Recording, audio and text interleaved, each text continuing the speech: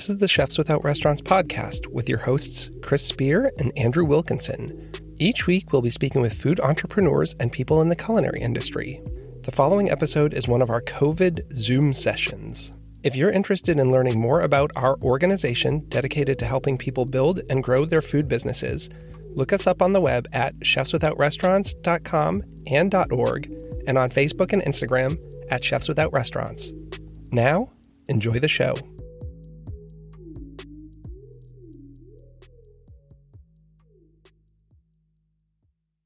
This is episode 39 of the Chefs Without Restaurants podcast. On this episode, I speak with Billy from Story on the Pass. Founded during the COVID-19 pandemic, Story on the Pass is aimed at revealing the backstory of a chef through a recipe. Oftentimes, food ignites influential emotions that remind us of childhood memories, significant individuals, or an event that has helped shape the story of a chef. Occasionally, these occurrences can become the catalyst that launches an individual into a culinary career. Story on the Pass is currently in the process of creating a community cookbook. Proceeds will go directly to participating restaurants and restaurant relief programs. I really enjoyed speaking with Billy about this and learning more about his organization and the project that he's working on. He also has a podcast called Story on the Pass, and I'm going to be a guest in the upcoming week or so. So be on the lookout for that, and I'll definitely share links when that becomes available.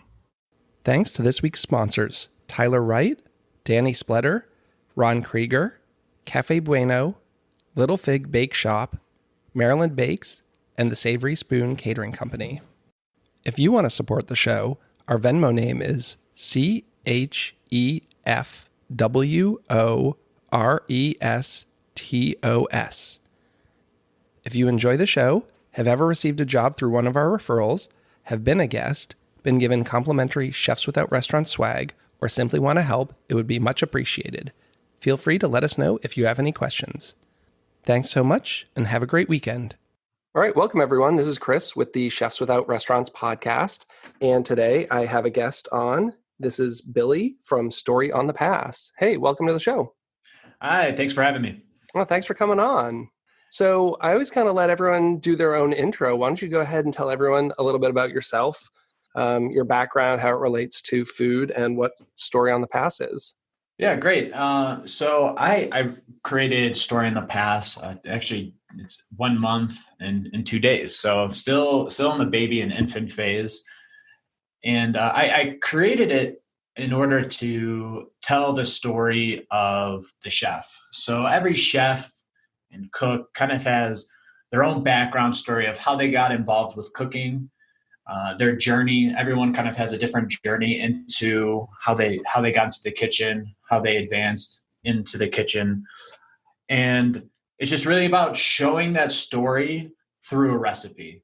So a lot of times, like, chefs won't get the notoriety, or people won't really get to know them unless they're famous, right? Like the Gordon Ramsays of the world, etc. So this is kind of like a platform in order to give the voice of the everyday chef.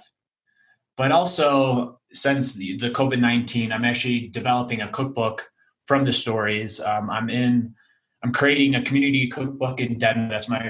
That's where I'm from, and I live. I'm originally from Chicago, but moved here 2 years ago. So I created it in order to kind of make a community cookbook, tell the story of the chefs in the restaurants, kind of put a human feel to the people who cook your food. And the proceeds will go to the Denver restaurants and to the nonprofits organizations within the Denver community. And a little bit about my background. So in Chicago, I started in the industry as a host.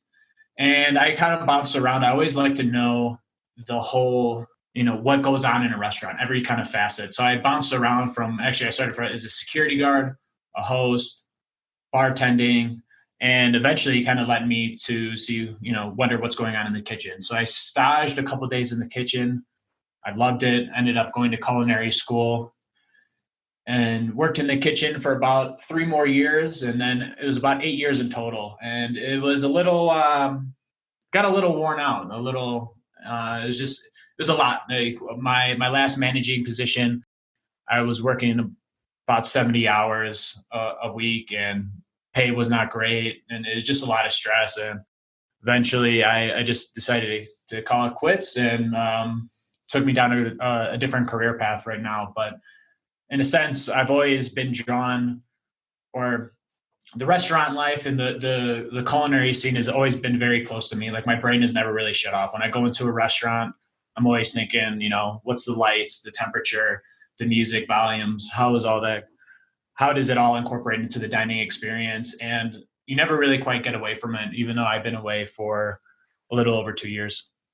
So is there one definitive thing that prompted this whole story on the pass to come about?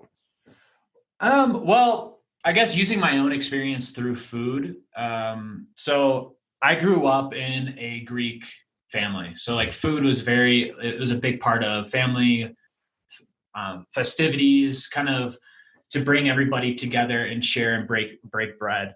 And I really didn't know the impact of food until my grandmother passed. So my grandmother passed. It was right around the holidays, and it was very abrupt. And like we didn't really see it coming, and we were kind of like emptying out the house and the refrigerator. And we kind of and when we were going through the freezer, we took out some trays and it had like my sister's name on it. And that really just showed me what the impact of food is. Like a lot of people could say, I love you, right? In a way, but not a lot of people kind of show it through either like, oh, are you hungry? Or can I feed you? There's other ways to show that without having to express that. So I've always kind of had that bond with food as something that can kind of bring everybody together, bring people from all different types of backgrounds, and which ultimately has led me to travel. I've traveled roughly around like 50 different countries, mostly just eating my way through. I just, I find a cuisine that I like. I want to go and explore it and talk to the locals, talk to the chefs. And it's just a way to bridge that gap. So that's kind of my philosophy within food, and just being within the industry, just, there's so many different backgrounds that collide within a kitchen and within the restaurant space or in food industry in general. And so it all tied each other together. And then with COVID-19, it was just a way of, what could I do to help, my brothers and sisters out? And so that was the springboard into what I have today. And I think, chefs can go a couple ways. There's we're just going to put a lasagna on the menu because people love it. And then there's this is the lasagna that my grandmother made, or this is a dish that I created because of X, Y, and Z. And I think you can quite often feel that when you go into a restaurant. Sometimes you're going in a place and they're just going through the motions. They're making good food, but it seems like the chef and the cooks aren't necessarily connected to it. And I think when you have this really strong story, whether it is something you grew up with, it's like, I'm from New England and my mom had this baked bean recipe, and I just made it the other day. And for me, I get really excited about it. It's a very humble dish, but it was like one of the first things I learned to make. And, that's something that I love to share with customers. It's not the most innovative dish, but for me, when I'm cooking that, I hope that feeling comes through. And I think, those are some of the things I'm seeing with a lot of these recipes and stories. Yeah, it definitely, it shows through when you can feel the love within a dish when it has that story, or the chef puts in, I think, a little bit more effort into it, even if they don't really intend to, right? Because food a lot of times can serve as a memory of either people or events that kind of helped change and formulate, somebody's aspect of their life. So having those different experiences and being able to share those, it definitely creates a memorable experience for both the person eating it and the person who's creating it. Well, we've talked a lot on the show before about, it's tough. Is there a way that you can bring in like nostalgia to a guest who you don't know, right? So for like me, that dish of beans, there's a feeling associated, but you might not have any association with it. So is it a good dish to you if you don't have that? So is there some way you can kind of do that? Or do you have to have a overwhelmingly positive dining experience and then they're just going to create their own connection with that dish, if you know what I mean? We've also said, like, what if you had a reservation at a restaurant tonight and you went to work and you got fired and you were in a terrible mood and then you still went to dinner, would that underlying like terrible mood slant your impression of the restaurant and the dining experience? And is there anything as a chef or service staff that you could do to flip that? Or is it at that point just it's going to be what it's going to be? And those are the kind of things that I think about. Yeah, no, that's really interesting. And I think too, whenever I think of going to a restaurant, when I was working in the industry, you're hosting somebody's evening. So usually it's either, the highlight of somebody's day, because they're getting to experience something different outside the norms, right? Or it's a celebratory evening. So, I think, service in a way can probably help change and formulate and hopefully make the experience better for the person, but I guess it's all determined within that, we're all individuals. So it all depends on that person's individual needs and if they want to be in a better mood, right? If somebody wants to be in a bad mood, be pouty, like they will, right? But if they want to, have a good time, they'll more likely be able to. Yeah. And I've read a lot of places about these outstanding hospitality specialists who, they talk about getting staff to assess a table. It's like check in on that table. Where do you feel they are on a scale of 1 to 10 for enjoyment? And, if they're a 7, what do we need to do to get them up a notch? I think front of the house can do so much to recover a situation in that respect. Yeah. And a lot of times too, it's just the manager going and touching a table, just going and saying, how you doing? Making them feel like they're the most important guest in the restaurant. There's a lot of times too, a lot of times when you go out to eat, your only interaction is with the server, maybe the food runner, a busser, like saying hi there, little interaction. But, when a manager has that ability to come in and actually care how the evening is going, I think that it elevates the experience just that much. So how long are you planning on continuing this endeavor? Is this something you hope continues? I mean, I know it's very much relating to COVID-19 right now, but is this long-term something you want to keep telling the stories of these chefs and their dishes? Yeah, definitely. So we're a month in, and it's been just very encouraging from the feedback that I've received from chefs, just saying thank you for letting me be able to tell my story, promote my work, and it's just a little bit. It's positive reinforcement to help me keep doing what I'm doing. So the COVID was more of less the springboard, the catapult into starting it, and especially the cookbook aspect of it. Being able to use those proceeds to hopefully help the restaurants and the employees within the industry.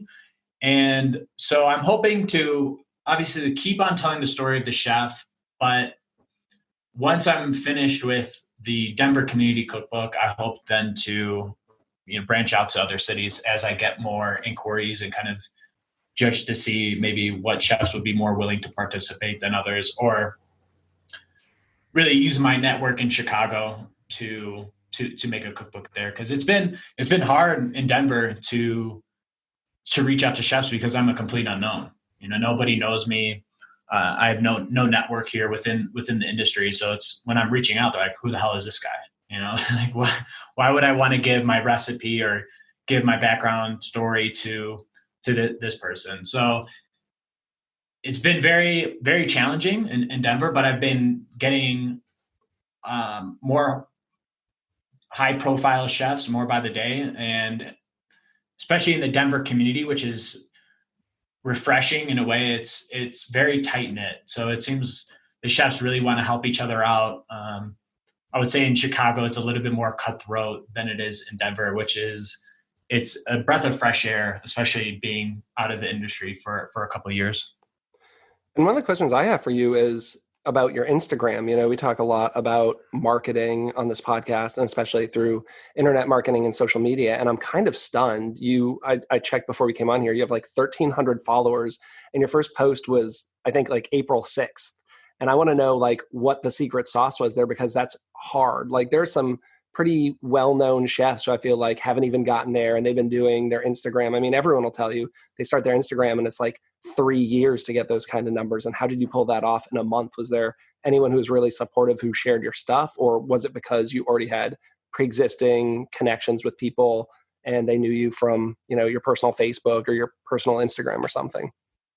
So I haven't promoted it yet personally to my network. I've kind of just been working underneath the radar, just trying to see if I can just do this on my own without using my network. So what's kind of really been working with me is, I'm dependent on chefs being able and willing to share their story. So when I post their work, generally they tend to share what I've promoted on my site and on my Instagram. And I've just been, I would follow some of the chefs in their network.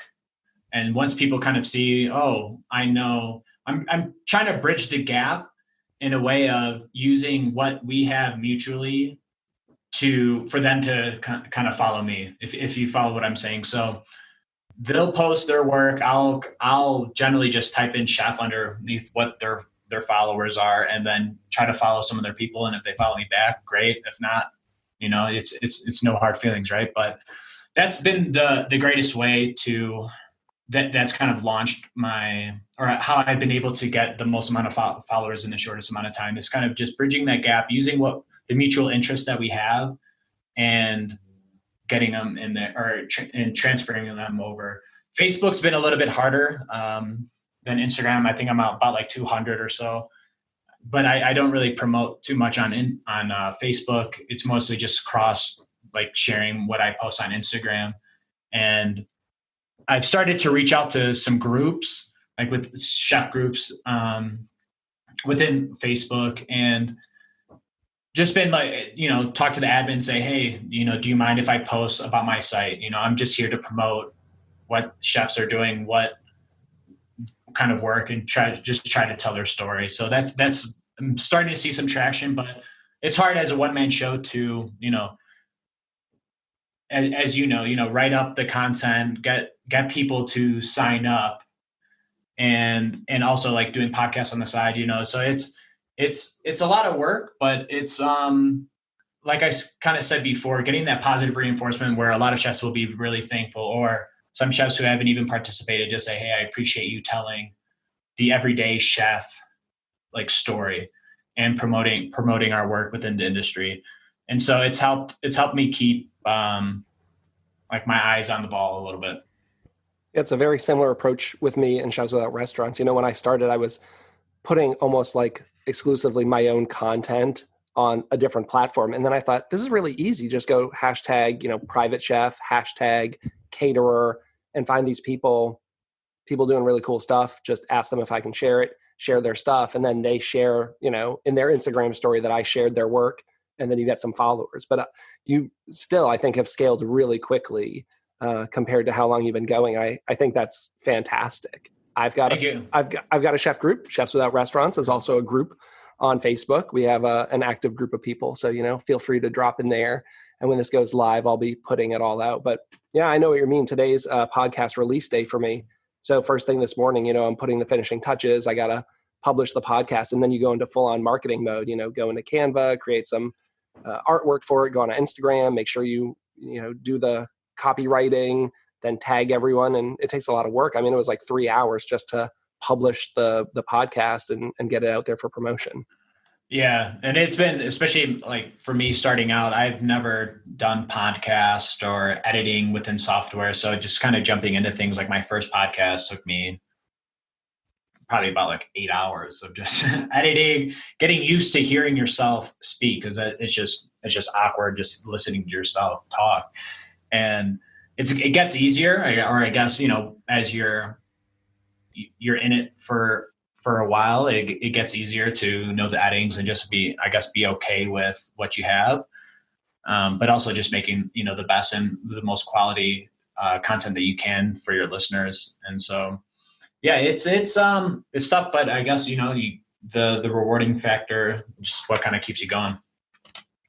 So what are you really focusing on now? Are you spending more time reaching out to people? Are people reaching out to you? Like when you look at your workflow for this project, what does that look like? Is it just DMing people saying, hey, I've got this thing. Do you want to be on the podcast and submit a recipe? Yeah, it's a little bit of both. Like some weeks are better than others. Like my first week, it was strictly me just going into the DMs and saying, just explaining what I'm doing, what kind of work. And if they're interested, just reach out. I have a form that people will fill out. And right now I have a friend who's helping me with content, writing up the blog posts and the Instagram, which has kind of helped me concentrate more on the marketing aspect and getting people down for podcasts. But, my second week I had probably about 8 people that filled in forms, about 5 of those people I didn't even talk to. And so I'm like, oh, great, I have something going. But then the next week, I had 3 forms. So it comes and goes, it comes in waves. And, I'm not at the point right now where I can't just completely not DM people. But it's getting easier as you grow your audience. It flows a little bit more organically. So it's a mixture. It's a mixture of both. And right now I'm about a week out. So I used to post 7 days, like, even though it's very early, I was posting every day, 7 days a week, but now I cut down to 5, just kind of Monday through Friday, or if I miss a day, maybe on the weekends. And I'm about a week ahead. So I have about like a week's worth of content right now of blog posts, which helps get things a little bit easier. But when forms aren't coming in, then you start to get a little bit worried. And, that's when I'll do a little bit more direct outreach. We were kind of doing one recording session on Monday, and we usually do 1. Sometimes we get 2. Very rarely we do 3, and we were releasing once a week. And then when COVID started, I was like, wow, I can do more of these from home. And I was sometimes recording like 5 episodes in a week. I'm like, now we can go 2 episodes, like 2 releases a week. But it's like, do I want to get overzealous there? Like, I don't know how fast I'm going to go through all my connections, and is that going to drop off? And then I'm going to have to cut it back. So how much should I have in the can versus how quickly do I get them out? I mean, right now I'm talking to people a lot about how their businesses are impacted with COVID. So I want it to be relevant, and I want to get them out now, especially if they're struggling and they've got a food truck and they're still open. I want them to tell the story of, hey, we're still open. Here's where you can find us. Here's how you can help. So I'm just trying to crank those out as fast as I can. Is this something you could monetize? I mean, have you thought about that? Like, is this just a passion project because you love doing it? You want people to tell their stories? Or, what's the long-term plan, if there is one? And if there's not, I get that. But, in the back of my mind, it's always kind of like, okay, is this something that could become like a stream of income? Could this ever potentially even become a full-time job? Like, where are you on that? Yeah. So right now it's definitely not my bread and butter. It's not paying the bills by any means. And so the cookbook behind it, it's generally just a, just a love, like a passion project for the cookbook aspect of it. That's why all the proceeds are going to restaurants. I'm incurring some expenses of just getting kind of the logo design and artwork. I'm trying to reach out to now the Denver community. I'm trying to just keep it as local as I can, reach out to partners who are willing to help, try to minimize the expenses so I can give more back. And as far as other aspects of it, I've been thinking of other ways to hopefully be able to monetize it a little bit, either through apparel or, affiliate program links. But I never want to be, that person that's just constantly spamming and it's not a money driven aspect of it. Eventually I would want to do, looking ahead, once restaurants and the culinary industry as a whole is kind of back up running 100%, I would love to start doing like a YouTube series. So either just getting maybe like a film crew, a student film crew, and doing more of a film series within their restaurant and going a little bit more in depth than what you really can in an article. So those are kind of the different ways I'm potentially in the future, hopefully, looking to monetize a little bit. But as of right now, it's just, just concentrating on, creating a following, building the audience. And then, the cookbook is the main focus. Just trying to get that out as soon as I can, but the best that I can, so I can really help the people that it's affecting the most within like the time that they need it, right? Because they're not going to need it next year, not knock on wood, when COVID is, no longer a thing. They need the support now. Oh, yeah. I mean, I have tons of colleagues and everyone's saying, they've been unemployed for 6 weeks and haven't even received their first unemployment paycheck right now. And some people are fortunate and have a little money banked. A lot of people don't, and they really need that money. So how fast can you get that to them is definitely a big concern. Yeah. And it's changed too. Initially, I was trying to just do the proceeds to James Beard Award or like some nonprofits, but just seeing how slow the government has been to putting the loans and the grants into like the actually small business hands, not the big conglomerates that are getting it. So that's why I've shifted the focus from more of the nonprofits to actually delivering those funds directly to the restaurants that are participating. So, because I think that will probably be the best and most effective way to actually make a change and be helpful.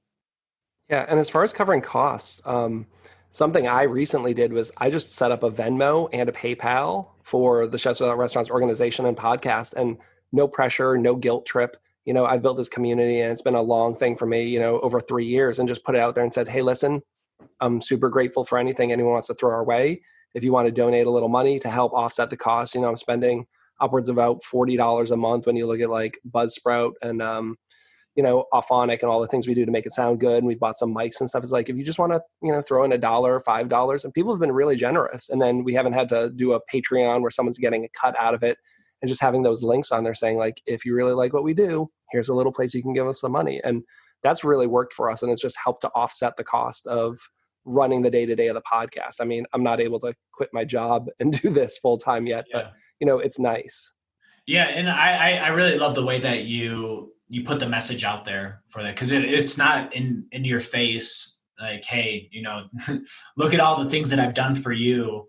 Why don't, it's a very, we have to support each other more than ever. And so I believe, tough situations and will bring the best out of people, or will show the true light of people, as I should say.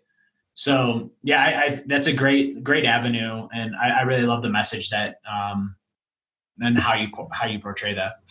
I've just found people to be so great during these times, especially people in my own food community, as it relates to whatever you need. I had a friend come over one day on his way to work and just dropped a 12-pack of toilet paper on my doorstep, and put it in a trash bag in case it rained or something. People saying that like, hey, who needs flour? I've got some. Hopefully that kind of thing we'll continue doing, like really helping the people in our community and our friends and sharing things and helping them all get by. I really hope that that's something that we see continue when all this kind of slows down a little bit. Yeah. And just going back to, different ways to show how you appreciate or love, people, like giving those actions speak louder than words will ever do. Even if it's just a pack of toilet paper, it doesn't cost a lot of money, but it's the gesture that is worth more than anything. So what else do you want our listeners to know about your organization, your projects, or any upcoming things that you've got going on? Well, yeah, just, would love to. I know your organization is more for like personal chefs and catering businesses. I love and support you guys too.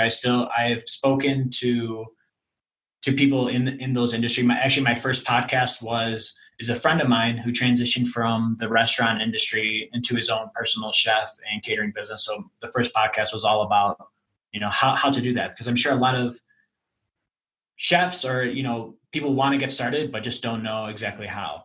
So, you can follow me. I still want to hear, your stories and how you're into this business, and yeah, just keep up to date, and, any support that you could give, I would love it. And, nothing, it's all kind of learn as you go on a basis. So as I am going, I'm seeing what works, what doesn't work. I'm constantly formulating, especially in the infant stage that it is.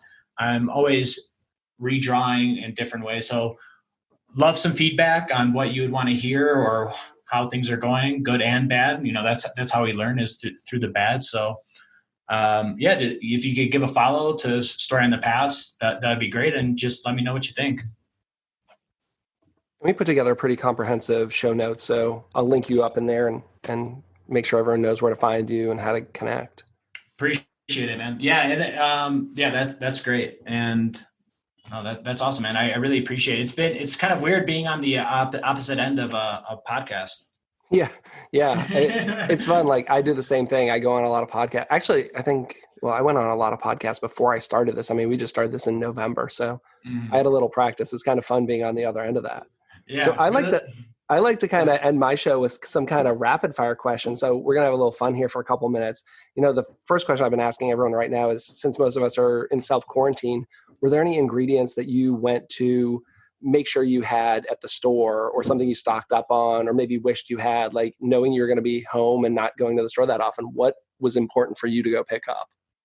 Oh, I love fried garlic. So there's a big Vietnamese community here in Denver. And so there's a lot of Asian grocery stores, and you can make your own fried garlic too, but sometimes it's just easier to get, just a jar of, fresh fried garlic. So I love garlic, and the fried garlic especially just brings a whole other aspect to the crunchiness and can really just put, a plain dish when you're feeling lazy into something a little bit better. Do you have any favorite culinary resources, whether it be books, websites, anyone you're following on Instagram? Like, where do you find inspiration in the culinary world? Yeah. So as far as when I'm experimenting, I love the Flavor Bible, the huge well-known book. It's just fun to kind of see, like, I want to make a chicken dish. What different ways and how can I manipulate it, or different ingredients to create it? One cookbook that me and my friend have been using, or before COVID and everything happened, was The Night Market. That's an LA Thai restaurant. They have their own cookbook. Amazing. That's where I really kind of fell in love with the fried garlic aspect of it. So, and just in general, I like to, I'm Greek, so I've grown up with Greek cuisine, like knowing how to make it, and it's just fun to change things up a little bit and broaden the horizon. I gotta get Karen and Andrew on the show. Flavor Bible, we have 36. This is going to be episode 37 of the show, and I would say at least 75% of the guests say that that's their favorite book or culinary resource. I'm a huge fan of theirs. Yeah, for me too, especially going into different kitchens. That's one of the books you commonly always see, either the chefs that cook within their home, or even in restaurants too, because it opens everything up, and you can kind of see what works, what doesn't, or how do you make a dish complete. Yeah. So is there anything you want to be remembered for, either personally, professionally? I know that's not a quick fire, but that's kind of always our last question, like thinking about what your legacy is going to be. Oh, that's tough. It's kind of a nasty one to throw at the end there. Yeah. Yeah. Because one of the things it makes me uncomfortable is talking like about myself, and especially to speaking of legacy. So I just hope, this first cookbook will, be a success. Like, I hope people see the true light of what it means to be a chef, and what the backstory is of the chef, or the people, that create the food or create those dining experiences that can make your day or turn around your day. And so it would just be, to me, it's never really I didn't really get into Story of the Past to promote myself. Like, it's all about just kind of creating that community. And I just hope that what I can do can bring the industry a little bit closer together, and hopefully too, with the cookbook proceeds, that it can give back to the restaurant community. And I don't know how to make a cookbook. I don't know how to make a podcast, and that. So I'm just learning as I go too. So hopefully some people might take some inspiration to say, why not? Why can't I do it? It's one of those things where you don't know what you can do unless you get started, unless you take that first step into doing it. So if people can find some inspiration into making this world a better place, I'm all for it. Yeah, agreed. I mean, there's no barriers anymore, right? The same with my podcast. I mean, some of the early podcasts that I recorded just don't sound great. They don't sound how I want them to sound. And you're like, well, you got to start somewhere. Everyone, musicians have those very deep, old first albums that like nobody ever heard. Same thing. Just first step is you got to get out there and do it. Yeah. And especially too, there's unlimited amount of resources that are free that are all within our fingertips, looking on YouTube, what things to do, best practices, best tips. And especially for podcasts too, it's a low entry level to get in. You pay the hosting site, maybe the microphone, and so that's a bigger expense when you first get started. But you can find your voice, and if you know how to market, SEO, get found on Google, something that I'm learning on how to do right now. You can do anything. Yeah, it's really weird. I use, I don't know if you've been on the Chartable website where you can kind of track where you are on like iTunes charts. Like we're currently the number 4 food podcast in Nigeria. Like I've never had a guest from Nigeria. We don't talk about Nigerian cooking. Like maybe there's just not a lot of people in Nigeria listening to cooking shows. But, if you had like 3 people in the country listening to it, like maybe that's enough to put you in the top 10. I don't know. It's just weird how that stuff works out.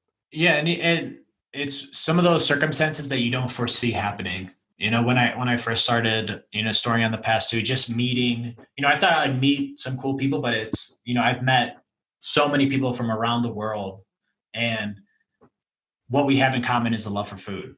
And so it's very like refreshing to see that, we're, take the lines out of the sand, or, the country boundaries, we're all just humans living in this world, and we're all generally the same, as far as like my travels really have kind of brought it out to the forefront. It's, we all have that basic need of, the food, shelter, and especially as you get older, just making the situation for your kids better than what you had in a way. So we have a lot more in common than we like to think. And one of those things that I didn't really foresee happening, now that it's talking about it, it seems like it would be obvious, is just drawing all those commonalities and getting to know and branch off and meet people that you would never meet in your everyday life. It's great. And I love the project. I'm so excited to share this with people. So hopefully you'll get a big bump in followers and, maybe find some new guests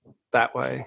Yeah, I appreciate it. And I can't wait to have you on as well and promote all the good work that you're doing. You've really created a great community within, the niche of like the personal chef and catering business, but much more than that too. And I can't wait to have you on as well and promote your work and the great things that we're doing. Because like we were saying before, now more than ever, we need to support ourselves, get the name out, and, who knows what resources or things that people that we say, or the people that we have on our podcast will say that might spark an idea and help that person in their everyday life. Yeah, definitely. Well, thank you so much for coming on. I appreciate it. To all of our listeners, as always, this was the Chefs Without Restaurants podcast, and you can find us at chefswithoutrestaurants.com and .org, and on all social media platforms if you search for Chefs Without Restaurants. Thanks, and have a great week. Thanks for listening to the Chefs Without Restaurants podcast. And if you're interested in being a guest on the show or sponsoring a show, please let us know. We can be reached at chefswithoutrestaurants@gmail.com. Thanks so much.